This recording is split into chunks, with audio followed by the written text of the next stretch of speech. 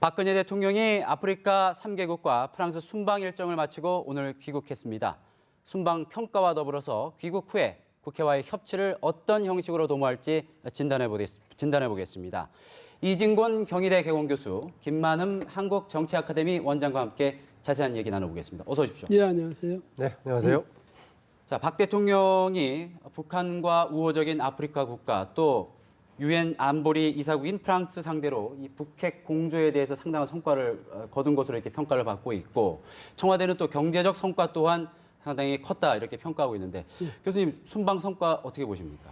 예, 뭐 어쨌든 왜냐하면 우리 외교의 지평을 넓혔다든지 이런 특히 이제 옛날에는 우방국 중심의 외교를 하지 않습니까? 주변 뭐 4대 열강이라든지 뭐 이런데 특히 이제 세월이 가면서 그다음에 이제 이 대통령의 대수가 바뀌어가면서 점점 이 외교의 지평이 넓혀져 가지고 지금은 박근혜 대통령 뭐 중동, 남미, 아프리카 이런데 유럽 이런 데는 물론이고 이렇게 넓혀간다는 그 자체가 우선 의미가 있고요. 그다음 경제적으로 말하면 물론 거기서 또 여러 가지 뭐 수주를 많이 했다든지 이런 또 경제 사절단 데리고 가서 거기서 교류의 폭을 넓혔다는 이런 점도 있지만은 또 하나는 뭐냐면 이렇게 함으로써 우리 시장의 다변화, 이 시장의 다변화라는 것은 아주 70년대부터 계속 나왔던 이야기인데 어쨌든 실질적으로 시장의 다변화를 기함으로써 우리가 또 왜냐하면 아프리카 국가 같은 데 저런 데는 남미나 이런 데서는 우리가 발전을 도와주고 그렇게 해서 시장을 또 넓히는 그런 효과도 있거든요. 그런 점에서 상부상조할 수 있는 그런 여지도 만들었다. 이 점이 있고 또 하나는 그동안 전통적으로 북한과 이 특히 군사 문제라도 이런 데서 친밀한 관계를 가졌던 그런 나라들하고 다시 이제 북핵 문제에 대해서 같이 공조할 수 있는 그런 이제 계기를 만들었다. 이 점은 높이 평가할 만하죠. 그렇군요. 원장님은 어떻게 보세요? 지금 얘기하신 대로요. 그런 여러 가지 이제 뭐 우리의 이제 외교 관계를 넓혔다거나 뭐 경제적인 성과 또 북한에 대한 국제적인 공조 확인했던 점에서 긍정적인 평가를 할 수가 있겠죠. 그러나 아시다시피 뭐 대통령이 방문했다고 해서 안 될 일이 갑자기 된다거나 그동안의 외교 관계가 바뀐다거나 그건 아니겠죠. 그동안에 우리가 해왔던 외교 관계를 대통령이 방문하면서 확인하는 거고 또 그걸 계기로 활성화시키는 계기를 만든다는 거겠죠. 그래서 이제 기업들이 요즘은 우리의 정부 못지않게 국제적인 경제 활동을 잘 하고 있지만은 아무래도 대통령이 방문한다면은 새로운 활성화 계기는 만들 수 있을 겁니다. 네, 그 부분 못지않게 아프리카 방문은 중요하게 지금 이진곤 교수 지적했지만은요. 국제적인 대북 문제에 대한 국제적인 공조를 우리가 주도해서 하는데 뭔가 끝내지 않겠느냐라는 것인데 대신 이런 점은 좀 있습니다. 그 무렵에 지금 이제 우리나라 주변에서 굉장히 중요한 일들이 있었지 않습니까? 일본에서 G7 회의가 있었었고 오바마가 또 일본과 베트남을 방문하는 상황이 생겼고 또 북에서 중국을 방문해가지고 지난번 7차 당대회를 보고하는 상황이 생겨서 중요한 일이 벌어졌는데 북한 문제에 관해서 아프리카를 통해서 국제적인 공조를 획득했던 것에 비해서 오히려 현장인 우리나라하고 지금 이제 동북아를 비워놨던 것이 과연 선택적으로 바람직했느냐 이런 문제는 충분히 한번 살펴볼 쟁점이 될 법하고요. 또 그 기간 동안에 마침 이제 조금 이따 얘기가 되겠습니다만은 지금 국회와의 중요한 협치가 과제가 되고 있는 상황인데 국회법 개정안에 대해서 거부권 행사해가지고 돌아오신 다음에 이 문제를 어떻게 해결할 것인지 과제로 남겨놓고 있습니다. 말씀하신 대로 순방 기간에 이제 전자결제 통해서 이 상시청문회법으로 부르는 국회법 개정안 거부권 행사하면서 좀 전국이 조금 냉랭해지는 그런 파장을 가져왔습니다. 그래서 이 순방 이후에 특히 이제 대야 관계를 어떻게 풀 것이냐 이 부분에 좀 초점이 맞춰지는 것 같은데 일단은 뭐 순방 기간 링거를 맞으면서 그렇게 이제 순방 일정을 소화했다는 얘기가 나오고 있습니다. 좀 휴식을 좀 취하면서 전국 구상하지 않겠느냐 이런 얘기도 있는데 이 대야 관계 이거 어떻게 풀어갈까요, 전국을? 그래서 이제 뭐 이번에 그 주치의가 권고하고 해서 좀 당분간 뭐 쉬라고 이야기해서 쉬는 모양인데 아마 이제 고민은 깊어지겠죠. 그런데 사실은 이 거부권 행사 문제 말이죠. 근데 야당은 여소야대가 됐다는 이 구도가 바뀌었다는 그 자체에 너무 그것을 강조하기 위해서 또 거기서 자신들의 역할을 너무 또 이제 부각시키기 위해서 좀 무리하게 정부를 압박한 경향이 있거든요. 이렇게 무리하게 정부를 압박하면서 정부가 이것을 자신들이 압박하는 대로 받아들여주지 않으면 이것은 협치에 대한 협치를 위배하는 거다든지 협치의 정신이 없어졌다든지 이렇게 대통령을 몰아세우는 거 이것도 제가 보기에는 별로 좋아 보이지 않아요. 그런데 뭐냐면 정부에 대해서 야당이 협조를 요구할 것은 하고 또 야당이 거기서 뭐 주문할 것은 주문하고 뭐 이렇게 하는 건 좋은데 사실 이 상시 청문회란 이 문제는 필요 이상으로 정부를 압박하는 그런 수단을 자신들이 확보하겠다 이런 이야기거든요. 그러니까 소관 현안 그게 소관 현안이라는 것은 법적으로 그게 사실은요. 그게 성립하는지조차 모르겠어요. 왜냐하면 그 범위가 무제한돼 버리거든요. 소관 현안 이러면 그런 식의 법조문에 그렇게 그것을 명시함으로써 이 법 자체가 그게 가능한지 오히려 그게 법으로서 의미가 있는 건지 이 점도 의심스럽게 하는 그런 문제니까 야당에서는 이번에는 정부를 한번 기합 줬다는 생각 정도로 하고 말아야지 여기서 이걸 가지고 계속 정부가 협치를 위배했다 자꾸 이런 식으로 나오면 과연 야당이 말하는 협치는 뭐냐 정부가 무조건 야당의 요구에 무조건 순응하는 것이 협치냐 또 이런 반발이 나올 수도 있죠. 원구성 관련해서 지금 야당에서는 일단 청와대를 좀 겨냥하는 그런 측면도 조금 있는 모양새를 갖추고 있는데 어떻게 보십니까? 야당과 야당 지금 좀 격앙돼 있다 이런 표현이 적절한지 모르겠습니다만은 이 청와대 어떻게 좀 대화 관계 어떻게 끌고 갈 거라고 보십니까? 지금 얘기하신 대로 일단 원 구성이 쟁점이 될 겁니다. 조금 전에 이진권 교수께서 지적했던 국회법 개정안 내용을 둘러싼 뭐 청문회 관련 논란이라든가 이후에 다른 지금 정부가 원하고 있는 법안에 대한 통과 문제는 원 구성 이후의 일이고요. 원 구성이 일단 과제가 되겠는데 원 구성 문제에 관해 청와대 문제가 이런 배경 속에서 나오고 있습니다.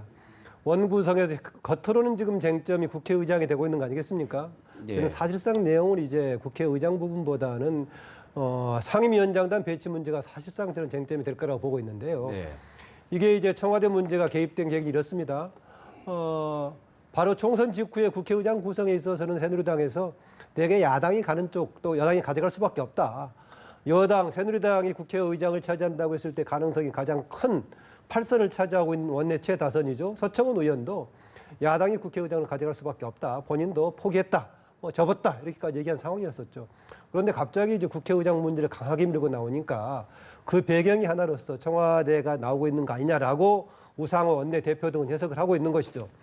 물론 선의로 해석한다면은 이제 원 구성 날짜가 가까워져 오니까 전략적인 차원에서 다른 쪽에 뭔가 득을 얻기 위해서 압력의 수단으로 쓰는 거 아니냐 이렇게 볼 수가 있겠는데 이런저런 얘기를 듣다 보니까 청와대 쪽에서 국회의장이 야당으로 간다고 했을 경우에는 이전의 정의와 국회의장 체제처럼 약간 박근혜 정부한테 어려운 점이 있을 것이다. 그래서 실질적으로 국회의장을 여당이 가져가는 방향도 모색해보자라는 주장도 나오고 있다는 배경을 지적하고 있는 것 같고요. 또 하나 이것 때문에 협상이 결렬돼서 지체가 된다고 하더라도 후에 개의치 않는다 이런 것을 이제 아마 청와대의 배경으로 얘기하고 있는 것 같은데 지금 하루 남았지 않습니까? 내일 하루 남았는데 하루 이틀 남은 시점에 협상이 어떻게 진행될 것인가 이 결과의 추이에 따라서 여당이 취하고 있는 지금 원 구성에 대한 입장을 다시 한번 확인할 수는 있을 겁니다. 일단 지난달이었죠. 이란 방문 마치고 돌아와서 원내 지도부하고 청와대에서 회동을 해서 그때 이제 협치가 물꼬가 트였다. 굉장히 분위기가 좋았는데 이번에는 어떻습니까? 일단 새누리당 같은 경우에는 이제 김의옥 비대위원장 체제가 갖춰졌고 나머지 두 당도 이제 대표 체제가 임시 지도부 체제가 있고요. 안철수 대표도 있고 그래서 이 순방 성과를 좀 설명하는 어떤 그런 자리 또 한번 생각해 볼 수는 있는데요.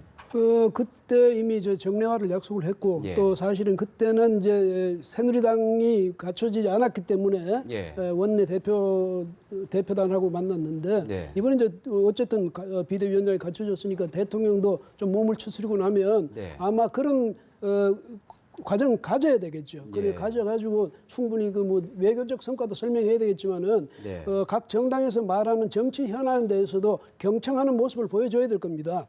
그리고 또 하나 분명히 이제 거기서 대통령이 또 하나 분명히 정치권하고 또 국민에 대해서 분명히 인식시켜줘야 될 것은 명실상부하게 입법부는 정치는 입법부의 소관 사항이다.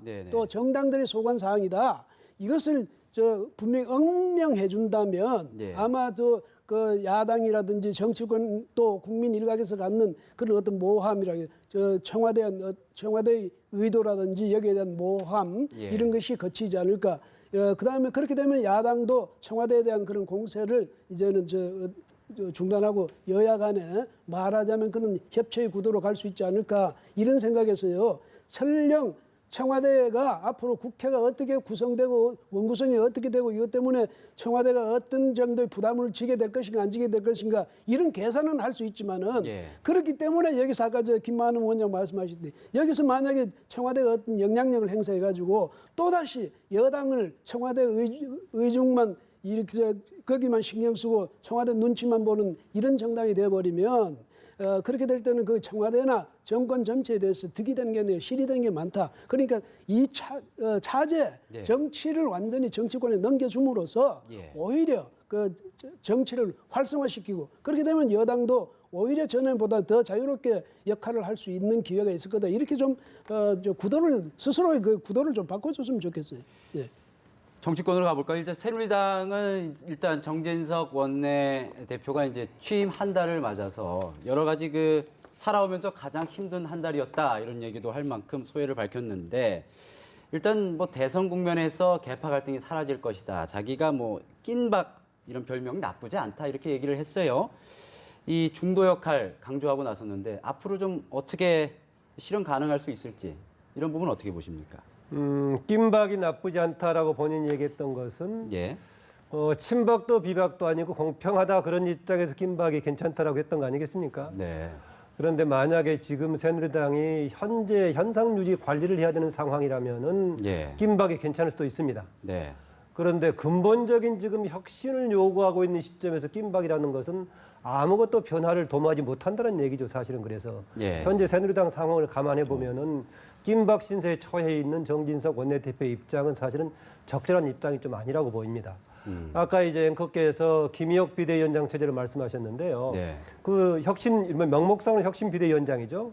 혁신 비대위원장으로 방향을 지난번 잡았고 정리했던 때가 정진석 원내대표하고 김무성 전 대표 그리고 또 최경환 의원 만나서 한때는 그게 이제 3자 합의라고까지 발표가 됐었었죠. 당신들이 뭔데 합의했느냐라고 문제가 나오니까 합의가 아니고 이런저런 얘기 나눴다라고 했었는데요. 되게 지금 그 방향으로 결정이 되고 있는 것 같습니다. 그래서 뭐 어제 그제 새로 이제 혁신위원으로 임명된 새누리당 혁신위원들이 이런저런 당 상황에 대해서 강하게 비판을 했었지만 그렇다고 해서 지금 비대위가 새누리당의 현재 상황이라든가 향후의 진로에 대해서 뭔가 근본적으로 어떻게 바꿀 수 있을 것이다. 이렇게 기대하는 사람들은 좀 많지 않은 것 같습니다. 왜 그러냐면은 현재 새누리당이 무엇을 어떻게 바꿀 것인가에 대한 뭔가 추상적인 과제가 있어야 될 것인데 그게 마땅치 않다는 말이죠. 예컨대 총선 전이라면은 이런 방향으로 공천을 해서 인물을 바꿔서 한다든가 하는 것인데 지금 이번 20대 총선에서 던져진 민심의 과제는 당청 관계를 뭔가 바꾼다든가 당의 지도부가 이런 방향으로 그동안의 당을 잘못 이끌어왔다든가 이런 것인데 혁신위가 그런 문제를 과연 교정할 수 있겠는가라는 점에서 보자면은 어차피 지금 새로운 상황이 어렵고 더구나 그동안의 친박에 대한 책임론의 구심점에 있었던 최경환 의원의 최근 행보까지 보자면 심지어는 다시 당권 도전하는 거 아니냐 이런 얘기가 나오고 있죠. 그런 등등 감안했을 때는 현재로서는 새누리당 혁신의 방향으로 움직일 것이다. 이걸 기대하는 게 좀 쉽지는 않아 보입니다. 혁신위 비대위 어떻게 전망하세요? 두 달 정도. 저도 김 원장님하고 생각이 대동소이한데요. 이 혁신위가 이번에 혁신 비대위라고 그러지 않습니까? 그런데 혁신을 강조한 비대위인데 보니까요.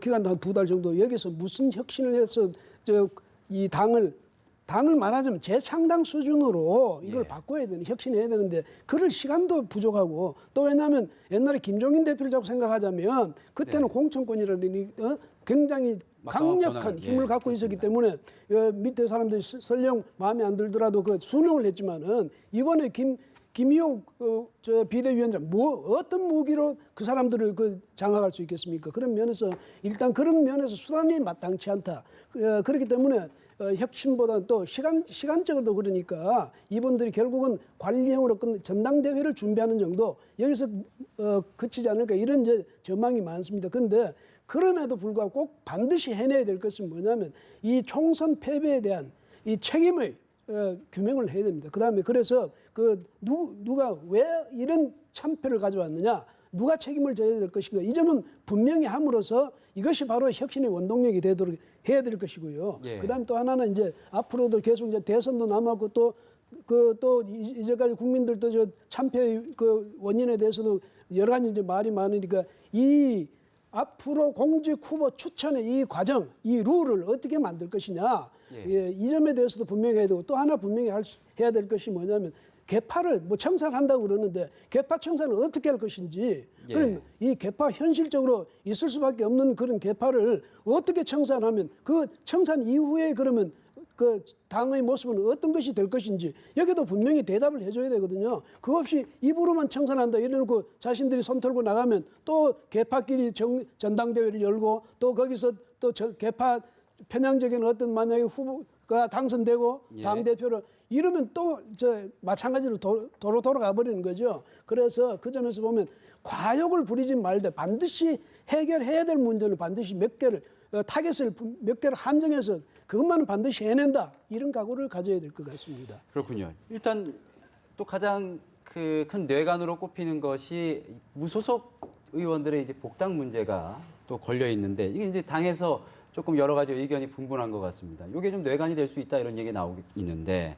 어떤 식으로 좀 결론이 날 것으로 보시는지. 그 새누리당을 탈당해서 지금 무소속으로 나가 있는 사람들 예. 7명 정도 되죠? 그렇습니다. 무소속, 소속이 11명인데 그중에서 새누리당 계열로 보는 게 7명인데 그 사람들의 복당 문제는 두 가지 차원에서 제기가 되고 있죠. 하나는 이제 당의 통합 차원에서 통합 혁신 차원에서 어떻게 할 것인가라는 쟁점이 하나 되겠고 또 하나는 이제 2당이 돼 있는데 무소속이 만약에 원내 복귀한다면 형식상으로 1당이 될 수 있다. 이거 어떻게 할 것인가. 뭐 이 문제가 되겠는데요. 일단 제가 뒤쪽에 말씀드렸던 1당의 지위 확보 관련해 가지고 복당 문제는 저는 크게 의미가 없다라고 봅니다. 왜냐하면은 일단 이미 지금 무소속을 복당시켜가지고 일당의 지위를 확보하는 것은 원당치 않다. 그게 민심을 반영하는 거 아니다 해서 정진석 원내대표 등 이미 얘기를 해왔고요. 심지어는 그렇게 해서 복당을 시킨다고 하더라도 그래서 일당이 된다고 하더라도 국회의장 자리 차지하는 것하고는 별 상관이 저는 없다고 봅니다. 왜냐하면 국회의장 자리는 국민의당을 중심으로 제3세력이 과연 얼마나 지지해 줄 수 있냐의 문제지 형식상으로 한두 석 더 가져가느냐의 문제는 아니거든요. 한두 석 가져갔을 때 만약에 과반을 차지할 수 있다라면은 복당을 시키는 게 의미가 있겠지만은 단독으로 과반을 차지할 수 없는 상황에서는 다른 당으로부터 과연 지지를 받을 수 있느냐 그 차원의 문제이기 때문에 오히려 복당을 시켜서 무리하게 수를 차지하려고 할 경우에는 반발을 가질 소지가 있어서 그 차원에서 즉 일당 지위하고는 상관이 없는 문제라고 보고요. 다만 이제 당의 통합 혁신의 차원에서 어떻게 할 것인가 비박조들은 전적으로 지금 원내 복귀를 얘기하고 있죠. 7명 전부를. 여기는 심지어는 윤상현 의원도 포함하지만 가장 쟁점이 되고 있는 유승민 의원의 이제 문제가 되고 있는 것 같은데 최근에 대체로는 비대위 쪽에 눈 감고 할 가능성도 있는데 아직도 뭐 개파를 넘어서다 얘기하고 있지만 친박 쪽에서는 유승민 의원에 대한 복당을 계속해서 제동을 걸고 있는 것 같아요. 제가 봤을 때. 만약에 유승민 의원의 제동을 거는 것이 장기화 된다면 저는 새로운 상황이 생길 수 있다. 뭐냐? 유승민 의원은 무소속으로 나가서 출마할 때부터 당선 이후도 계속해서 본인은 새누리당으로 복귀하는 것이 최우선 목표다라고 얘기해왔었죠. 그럼에도 불구하고 가는 게 여의치 않은 상황이 생긴다면 생각을 바꿀 수도 있다. 본인이 희망하는 방향으로 본인이 참여해가지고 새누리당을 바꿀 수 없다면은 밖에서 지금 새로운 원심력의 또 하나의 중심을 형성하고 있는 다른 뭐 정의와 전 국회의장 등 이런저런 상황과 맞물려서 경우에 따라서는 여권발 정계 개편이 해결될 소지가 있기 때문에 최근에 비대위가 복당 문제를 어떻게 해결할 것인가 이게 일차적인 이제 전환점의 계기가 되지 않을까 좀 그렇게 봅니다. 유승민 의원 같은 경우에는 이제 그 최근에 강연에서 이 여러 가지 이제 발언을 쏟아냈는데 그와 관련해서 이 대권 행보를 하는 게 아니냐 이런 관측도 좀 나왔거든요. 그런 것들이 아무래도 복당 이런 문제와 관련해서도 좀 변수가 될 수 있지 않을까 싶은데 어떻게 보세요? 그럴 수도 있겠죠. 왜냐하면 뭐 또 요즘은 이 반기문 총장이 왔다 가서 이른바 반기문 쇼크를 준 이래 이제는 뭐냐면 이 우리나라 대선 분위기가 말이죠. 조기에 이 대선 분위기가 열기를 띠게 된 이런 상황인데 그래서 좀 내로라 하는 정치인들이라면 다 한 번씩 그 무대에다가 명함이라도 갖다 얹어놓고 싶은 이런 심정이 될 겁니다. 그 마음도 바빠질 것이고 이런데 유승민 전 원내대표 저 이제 무소속 의원에 대해서는 새누리당도 마음을 열어버려야 돼요. 왜냐하면 그 사람 한 사람에게 구애가 되기 시작하면 그 이른바 집권 여당이라고 하지 않습니까? 그런 예. 집권 여당이라면서 그 특정인 한 사람의 구애가 돼가지고 거기에 휘둘리다 보면 이 국민 전체 국민이 볼 때는 그 신뢰성이 가겠습니까? 저래가지고 어떻게 저 사람들을 우리가 믿고 저 사람들 지지할 수 있을까? 이런 이제 의구심이 생길 것 아니겠습니까? 그 차원에서 보면 그야말로 대국적 차원에서 큰 틀에서 그런 것은 만약에 복당하고 싶은 사람이 있으면 다 복당시켜 주는 게 저는 그것이 새누리당을 위해서도 옳다고 생각되고 청와대 눈치를 봐서 유승민을 못 해주겠다. 그것은 청와대를 봐주는 게 아니고요. 청와대가 편협하다는 오히려 그런 부작용까지 나올 수 있거든요. 그런 인식을 주는 그 점에서도 그렇고 오히려 열어놔 버리는 때 새누리당이 그래도 품이 넓은 폭이 큰 그런 정당이다 소리 나올 거고 아까 윤상현 의원 이야기가 나왔습니다만은 그분은 좀 만약에 복당을 할 때 하더라도 일정한 절차는 거쳐야 될 것 같습니다. 왜냐하면 그렇게 심한 욕설을 그것도 당대표한테 퍼붓고 나간 분이거든요. 퍼부은 분인데 그다음에 친박을 해서 위세를 한껏 자랑했던 분 아닙니까? 그 당의 이 경박화를 초래한 그런 분이니까 그분은 뭐 국민에 대해서 어떤 사과를 한다든지 이런 특별한 절차를 거치고 난 뒤에 복당해야지 그냥 다 우르르 들어가니까 나도 그냥 따라 들어간다 이렇게 되면 원칙이 없는 질서가 없는 그런 정당으로 인식될 수 있으니까 그렇다고 그분을 영영 입당시키지 말아야 된다. 복당시키지 말아야 된다. 또 이건 또 너무 가혹한 일이니까 그런 절차를 거쳐서 그러니까 7명 전원을 그냥 조속히 복당시키는 것이 옳다. 그것이 무슨 제1당하고 지금 아까 김 원장 말씀하셨지만 그거는 전혀 상관없이 다만 이제 들어가고 싶은 분 또 받아들여야 될 새누리당 입장에서는 누구는 되고 누구는 안 되고 하지 말고 다 받아들이는 그런 품을 좀 보여줬으면 좋겠습니다. 여당 상황 이렇게 정리를 하고요.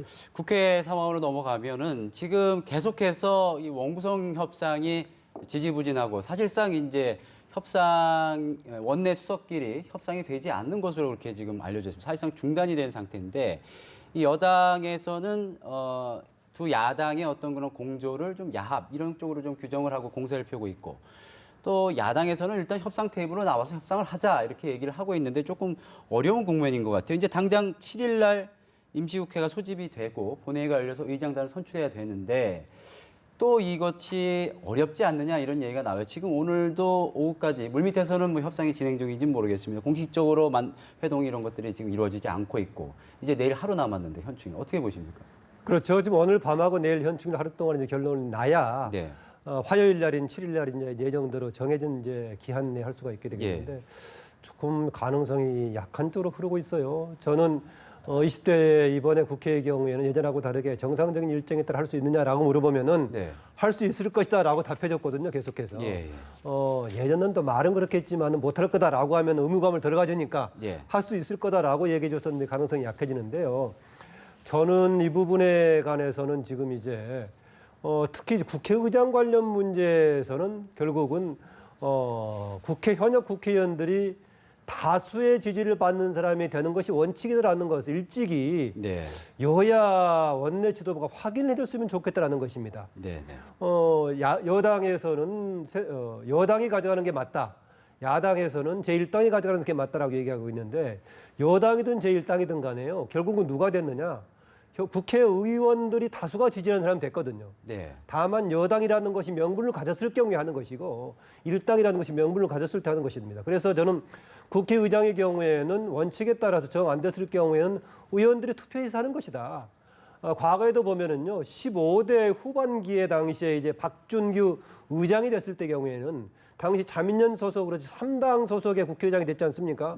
그럼에도 불구하고 3당 소속이 됐던 배경에는 DJP라는 연합정권의 성격도 있었지만은 당시는 아직까지 이제 여러 가지 문제가 있는 상황이었지만 그럼에도 불구하고 됐던 이유는 한나라당 소속 의원들이 지지를 해줬거든요.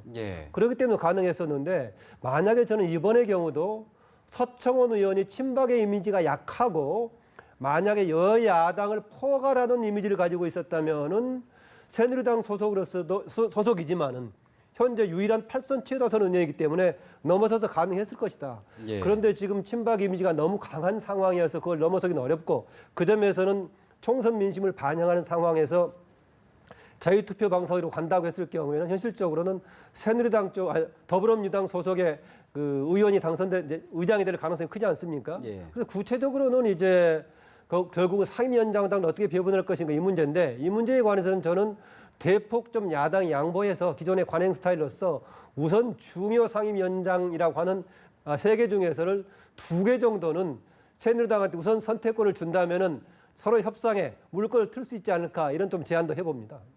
지금 뭐 아까 여당 얘기를 계속 했습니다만은 야권도 이제 지금 보면은 차기 당권 관련해서 이제 움직임이 조금씩 드러나고 있는 것 같은데 이 김부겸 의원이 이제 야권 단일화의 목소리를 좀 높이면서 이렇게 나왔습니다. 분열 속에 대선을 치르겠다는 것은 좀 교만한 생각이 아니냐. 어제 강연에서 그렇게 얘기를 했는데 이 김부겸 의원은 당권 대권 어떤 쪽에 좀 하실 거라고 보세요? 일단 이달 중에 뭔가 입장을 표명하겠다고 얘기는 했는데. 김부겸 의원이 그런데 김부겸 의원으로서 당권에 도전한다고 했을 경우에 과연 그것이 승리 전략이 될 수 있느냐 이런 이제 고민이 있어요. 뭐라고 그러냐면 나는 야당 내에서 보면 내가 유승민 내가 유승민의 처지다 그런 신세다 이렇게까지 이야기할 정도로 보면 아무리 그 총선 당시에 대구에서 거뜬히 당선돼 올라왔을 때는 그 공로는 높이 인정을 하지만은 그 사실은 부산 경남 쪽에서 또 훨씬 더 많은 실적을 거두고 이러는 바람에 PK에서요? 김부겸 승리의 효과랄까 그런 게 반감한 측면도 있고요. 그래서 당에서 주목도도 아마 반감되지 않았을까 이런 것도 있고 또 당내에서 자기 이제 당권을 겨냥하는 사람이 많은데 그 상대적으로 말하자면 지역적으로 말하자면 소수라고 할 수 있는 김부겸 의원한테까지 올 수 있겠습니까? 차라리 제 생각에도 만약에 한다면 어딘가 도전을 한다면 오히려 대선 쪽 도전하는 게 더 옳지 않을까 참 더 낫다고 생각하지 않을까 제 추측으로는 그렇습니다. 그런데 이제 당내에서도 보면 사실은 김부겸 의원도 그동안에 많은 사람들이 박수 보내고 기대했던 것하고 현실의 가혹함이 얼마나 큰가 이것을 아마 지금쯤은 좀 느끼기 시작한 때겠죠. 그래서 이분이 만약에 대선에 출마한다 하더라도 그것이 실질적인 그런 어떤 목표가 될 수 있을 것인지 실현 가능한 내가 실현 가능성을 믿는 그런 목표가 될 수 있을 것인지 아니면 선언적 목표가 되는데 그칠 것인지 이 점은 뭐 제가 여기서 말씀드리면 또 너무 가혹한 것 같아서 원장님은 뭐 짧게 어떻게 보십니까? 네, 김부겸 의원은 계속 겸손하게 얘기하고 있죠. 아직도 본인은 준비가 덜 있다라고 얘기하고 있는데 만약 이상적인 순서로 보자면 저는 당권에 도전해가지고 조금 더 중량감을 높이는 계기를 만들고요. 당권 도전은 다음에 대권 가능하니까요. 더구나 더불어민주당은 1년 이전에 사퇴하면 되겠고 앞으로 또 이제 또 당원을 변경시킬 여지도 있기 때문에. 근데 문제는 지적했다시피 당권 도전에 실패해버리면 다음 길도 어려워지니까 그렇습니다. 여러 가지를 아마 가만히 선택할 겁니다. 만약 이상적이라면 당권 도전하고 그걸 토대로 해가지고 대권까지 가는 길일 건데 현재로서는 그런 조건들이 있기 때문에 상황을 판단할 것입니다. 나머지 경쟁자들 뭐 이미 나왔던 김진표 의원이라든가 송영길 의원이라든가 이런 사람들의 관계 속의 당권 문제는 아마 경쟁력을 토대로 점검하지 않을까 좀 그런 생각이 듭니다. 네, 오늘 대담은 시황에서 여기서 마치도록 하겠습니다. 지금까지 이진곤 경희대 개공교수, 김만흠 한국정치아카데미 원장과 함께했습니다. 고맙습니다. 예, 고맙습니다.